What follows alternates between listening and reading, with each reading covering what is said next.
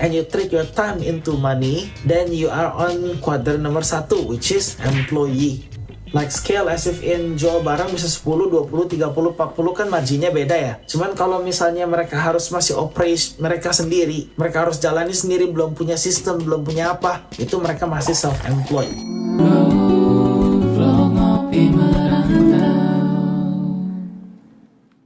Dan itu kan Raymond kerja, jadi bisa dibilang self-employed. Kalau misalnya ngedit semua, rekam, ngedit, ini itu semua masih sendiri. Bisa dibilang entrepreneur atau bisa dibilang business owner di saat kamu udah mulai pegawai, kamu gak usah ngerjain semuanya sendiri, kamu cukup ngerekam, yang handle editing, yang handle video, yang handle ini itu ya pegawai kamu.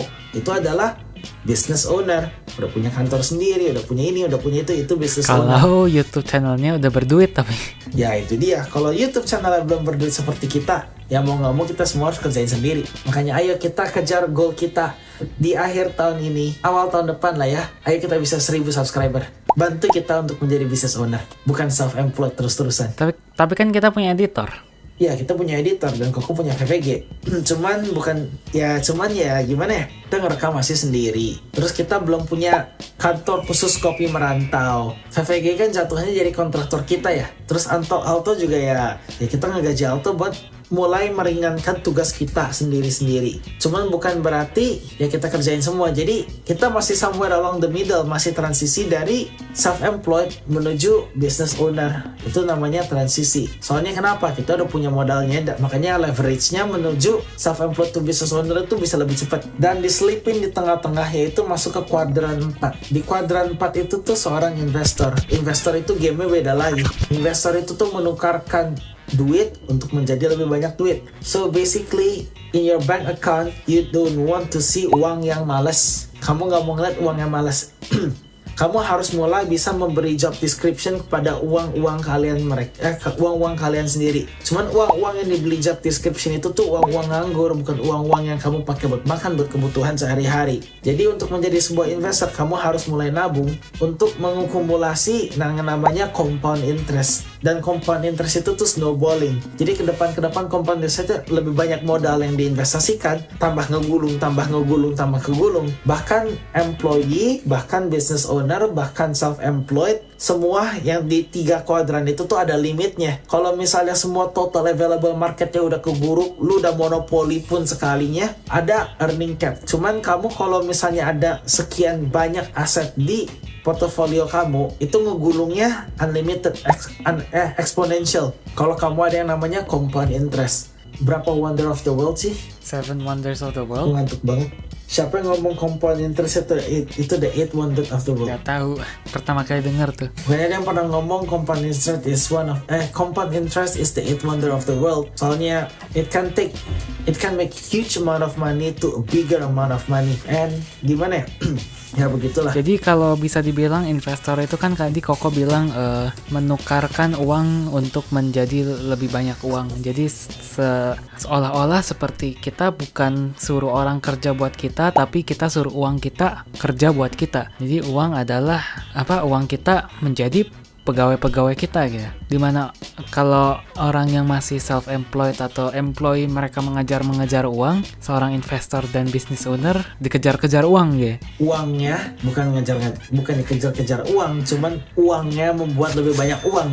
Jadi uangnya nikah, udah uangnya nikah, memproduksi lebih banyak uang lagi buat jadi kamu. Uangnya bikin anak banyak. Ya gitulah. Seperti bercocok tanam lah, nanam uang, ternak uang lah. Itu investasi. So satu prinsip yang dipegang sama Koko juga, Koko nggak terlalu mau ngelihat uang yang males-malesan nganggur doang di bank nggak ngapa-ngapain. Koko ngasih semua dolar-dolar dan rupiah-rupiah Koko sebuah job description di mana mereka harus langsung terjun tempur cari lebih banyak uang buat Koko. Meskipun investasi kalau di awal-awal itu returnnya tuh nggak segimana banyak. Kenapa? Investing is not a get rich quick scheme, it's a get rich close scheme. Slow. It's turning big slow itu kata kuncinya, rich itu kata kuncinya juga. Seorang investor adalah orang yang mengelola duit yang banyak untuk menjadi lebih banyak duit lagi. Cuman bermula dari duit dikit ngebangun habitnya itu sangat bagus. dari pas lu belum terlalu kaya kayak gimana juga, yang gajinya masih gimana ya, contoh kalau misalnya meskipun gajinya UMR atau gimana, you need to start from something lah setidaknya. You need to start building that habit. Begitu kamu cash flow-nya tambah gede dan lain-lain, semua utang udah kebayar dan lain-lain, emergency fund udah kebangun. After that emergency fund, do not put any of your money to be lazy gitu. Most of your money needs to have a job description and a role yang mereka harus kerjain untuk memperoleh lebih banyak duit buat kamu. Itu adalah level 4 di kuadran keempat, which is investor. Okay. Nih, jadi secara kesimpulan kali ya, menurut Koko kuadran 1 itu jadi kita harus banyak aktif. Itu active income, di mana kita menukar waktu dan tenaga yang besar untuk uang. Sedangkan kuadran kedua itu aktif juga, di mana kita menukarkan waktu dan tenaga yang kecil untuk uang. Jadi belum tentu kecil. Tenaganya lebih kecil dari self-employed dari kuadran 1. Enggak, kadang-kadang tenaganya lebih gede, waktunya lebih fleksibel. Ya, waktunya lebih fleksibel gitu ya. Dimana kuadran harus disiplin kuncinya. Kuadran 3 ini mulai masuk pasif income, dimana waktunya mungkin masih besar, tapi tenaganya juga kecil sebagai investor. Dan kuadran 4, waktunya besar, kita nggak nge-spend waktu buat investing, kita cuma butuh invest, kita leverage money kita sendiri, dimana duit kita tuh jangan sampai ada yang males. Kita harus bisa memberi job description kepada duit kita sendiri untuk memperoleh lebih banyak duit buat kita sendiri. Berarti kita tidak meleverage waktu kita sendiri, cuma kita nge-leverage uang untuk membuat lebih banyak uang. Itu adalah kuadran 4 investor. Kalau misalnya kuadran 3 sebagai business owner, kita meleverage sistem atau waktunya orang lain. Berarti kita harus punya capital untuk membeli waktu orang lain, meleverage itu supaya tidak membuang-buang waktu kita sendiri yang terlalu banyak, supaya waktu kita sendiri bisa digunakan untuk melakukan hal-hal yang lebih penting. Jadi take away-nya ya, kita harus mungkin menilai posisi kita sekarang semua di mana gitu ya. Mungkin aku masih ada di kuadran 1 juga, aku employee kan, aku kerja full time, menukarkan uang dan tenagaku untuk uang. Menukarkan waktu dan tenagaku untuk uang. Gimana caranya aku bisa naik ke kuadran selanjutnya gitu? Langkah-langkah apa yang bisa kita ambil untuk berpindah kuadran? Apakah kita harus lebih fokus investasi, membangun passive income, membangun bisnis yang bisa berjalan secara otomatis? Menurut Koko sih ada tahapnya. Pertama, jangan langsung quit kerja dan masuk ke kuadran-kuadran lain. Keep your job dulu, tinggal dulu di job kamu. Yang kamu harus fokus itu pertama, bangun dana darurat.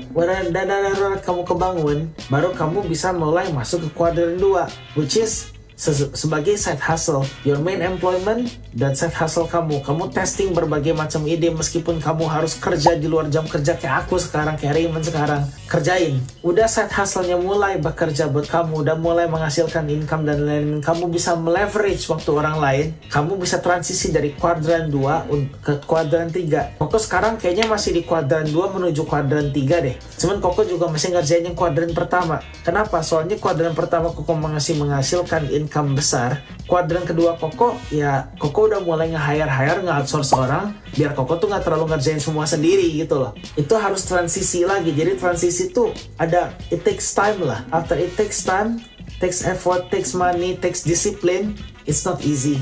Dan dari sekitar kuadran itu, kamu on the same time masih bisa investasi juga. Bangun dulu habitnya, biar kalau duit yang kamu investasikan udah mulai numpuk, udah mulai gede, duit yang gede bakal tambah banyak lagi duitnya. Begitu kamu mencapai 10 juta pertama, 100 juta pertama, 1M pertama, itu bakal beda-beda lagi semua ceritanya.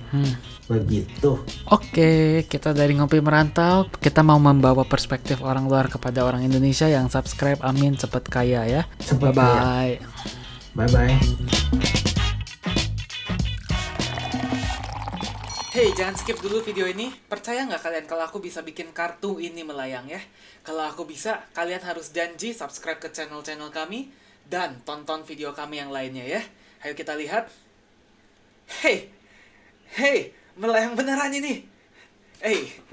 Sesuai janji.